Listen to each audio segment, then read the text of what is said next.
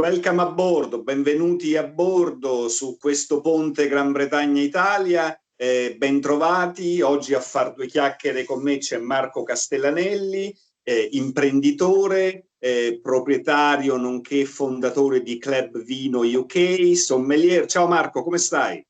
Ciao Gigi, molto bene, grazie. Piacere di ritrovarti, tu sei tra gli amici che mi hanno più stimolato in questo mese con idee, con punti di vista che poi ho utilizzato per il nostro programma, quindi sono molto felice di fare due chiacchiere con te oggi. Noi ci siamo conosciuti tramite un mio amico, Guido Lenza, che saluto, che venne qui a Manchester a presentare il suo ottimo vino aglianico. Ti ricordi? Fu una bella manifestazione. È stata proprio una bella serata, mi ricordo, anzi, ciao Guido, vieni a trovarci presto. E ho avuto anche modo di assaggiare successivamente e recentemente i vini di Guido e stanno diventando veramente, veramente grandi vini e nell'Olimpo dei produttori di aglianico.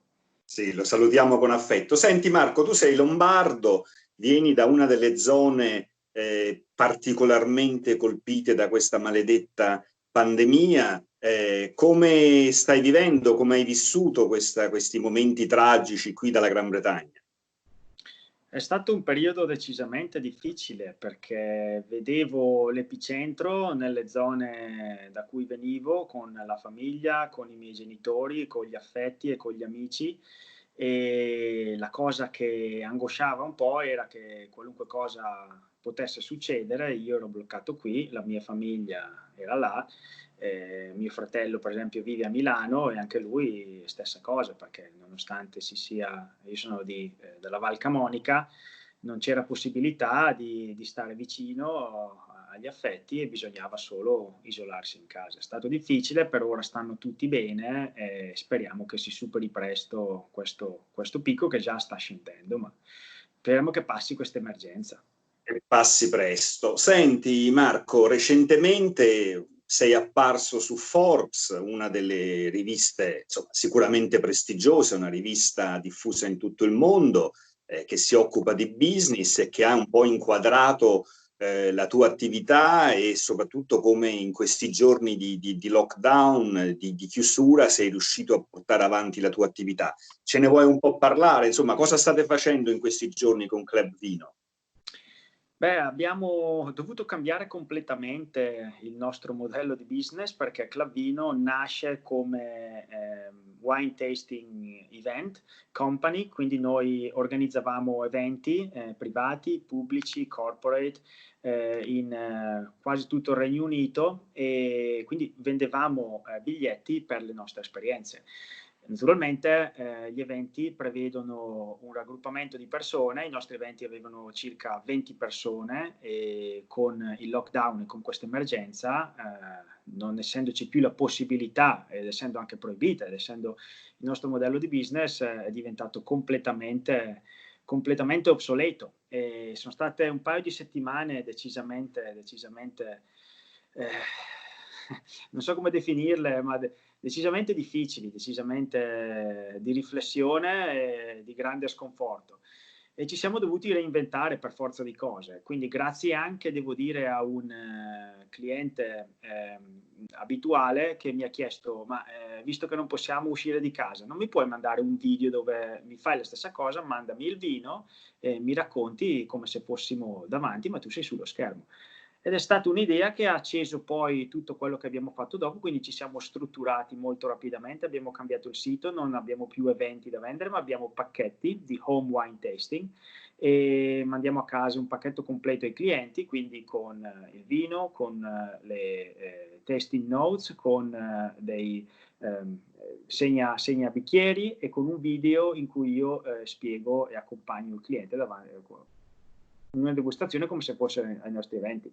Ed è stato proprio per questo cambio di modello di business che mi hanno fatto un articolo su Forbes insieme ad altri business, non solo a me, che si sono adattati in maniera piuttosto rapida a questa emergenza per sopravvivere sinceramente, perché altrimenti davvero non c'era modo di sopravvivere.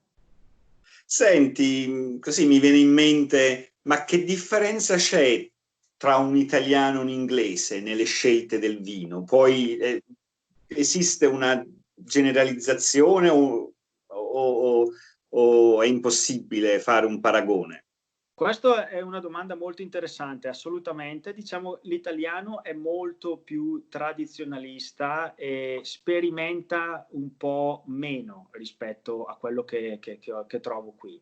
Naturalmente questo è dovuto anche al territorio, perché noi siamo la nazione insieme a Francia e Spagna che producono l'80% del vino mondiale, quindi in Italia in qualunque posto vai c'è sempre un vino locale, cosa che non succede qui in Inghilterra. Quindi in Inghilterra tu trovi qualunque vino da ogni parte del mondo e è un modo e un approccio completamente diverso. Ci sono i soliti 2 o 3 vini che sono i più comuni nei wine bar e nei ristoranti qui, ma comunque si trova decisamente ogni vino da ogni parte del mondo. In Italia, diciamo, la maggioranza, come è giusto che sia, perché essendo così grandi produttori, l'80% del vino mondiale viene da 3 nazioni, quindi da noi ci sono Italia, Francia e insomma è un po' più difficile trovare vini del nuovo mondo. Questa forse è la differenza prima che mi viene in mente. Ottima descrizione. Io poi sono testimone che qua il prosecco va comunque a litri e litri quotidiani, non so quanti migliaia, milioni di litri se ne bevono. Comunque, senti, come giudichi la politica, soprattutto per quanto riguarda gli aspetti economici di Boris Johnson che ha attuato in questi giorni? Come tu sai, abbiamo discusso parecchio, io sono stato sempre, diciamo, con un occhio critico, ma anche, diciamo, di ammirazione di questo Boris Johnson che definisco sornione, questo atteggiamento così che sembra un po' il genio incompreso o il cappellaio matto, chiamiamolo come vuoi. A me è sempre piaciuto per il carisma, ha fatto a volte delle scelte sbagliate, non ho condiviso la sua campagna sulla Brexit, ma questo oramai è acqua passata e sembra davvero anni luce, siano passati anni luce. Io devo dirti che l'atteggiamento del governo inglese l'ho trovato all'inizio tentennante su questa emergenza, hanno perso molto tempo, ma devo dire che dopo, secondo me, hanno veramente tirato fuori la cavalleria. Hanno dato un supporto immediato, hanno dato, soprattutto per esempio per la ristorazione, che è uno dei settori più martoriati, qui in Italia e in ogni parte del mondo. Hanno fatto, come tu sai, il furlough, che come si può dire in italiano, la cassa integrazione. Cassa integrazione. I dipendenti, i lavoratori dipendenti sono stati messi in cassa integrazione con l'80% del loro stipendio e tante aziende hanno aggiunto quanto mancava per raggiungere il totale dello stipendio. Quindi ci sono un sacco di lavoratori dipendenti. Il governo ha annunciato un'estensione di questa cassa integrazione. Fino ad ottobre. E ho tanti amici e conoscenti che sono a casa in cassa integrazione e sono tutelati. Devo dire che l'unica categoria che diciamo è stata... Devo anche dire che i soldi sono arrivati subito, sono arrivati soldi anche importanti che stanno arrivando subito. Immediati, sì. È stata la rapidità.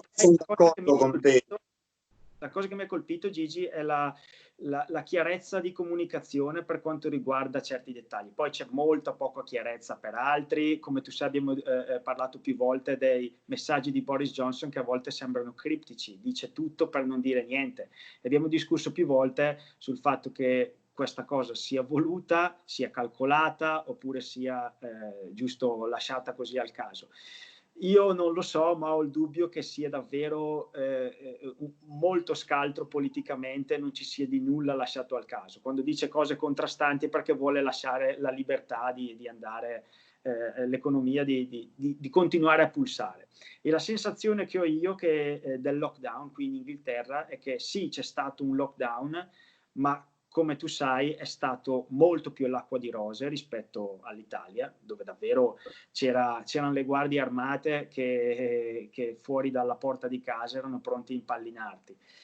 Qui è stato all'acqua di rose e chi lo sa, poi bisogna avere rispetto per i morti, per i numeri che continuano a crescere, che è una tragedia immane, ma l'economia qui ha continuato a pulsare, diciamo, il polso è rimasto rispetto all'Italia. Assolutamente, io condivido, più volte in trasmissione l'ho detto, scene, le autocertificazioni, gli elicotteri che inseguivano quello che stava sulla spiaggia, insomma, scene che io non ho condiviso, come non condivido che in Italia ci siano 1000 voci, non ce n'è una univoca come c'è qua. Qua parla il governo, poi si critica ovviamente, ci sta l'opposizione. In Italia invece i comuni, i sindaci, i presidenti delle regioni, il governo, ognuno dice la sua, ognuno emana un provvedimento diverso che va interpretato, va cambiato, ma veramente sono critico su quello che è avvenuto e che sta avvenendo in Italia. Purtroppo sono critico anche perché come te anch'io ho i miei cari, abbiamo tanti amici, siamo italiani e quindi vogliamo il bene per la nostra nazione. Ma tu che giudizio hai sull'operato del governo italiano visto da qua?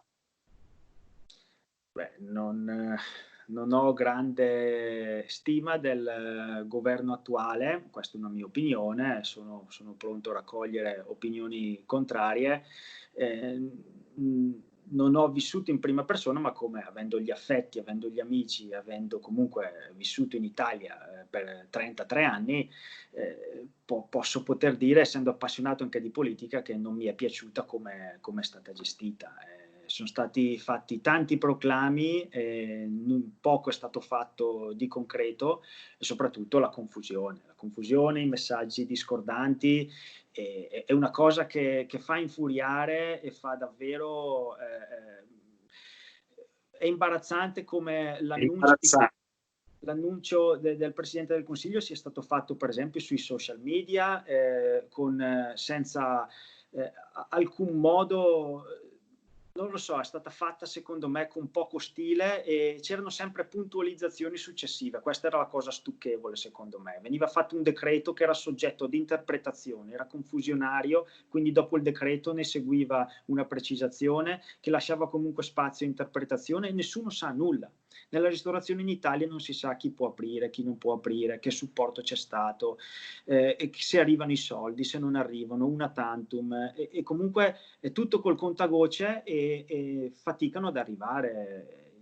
Questo... Poi io non sono mai entrato negli aspetti medici, né mai lo farò, e alzo le mani e lascio che siano gli esperti a parlare. Però questo unico messaggio, state a casa, chiusi a casa, bloccati dentro casa, con tutte le conseguenze non solo sul piano economico, che sono comunque importanti, ma anche sul piano della salute.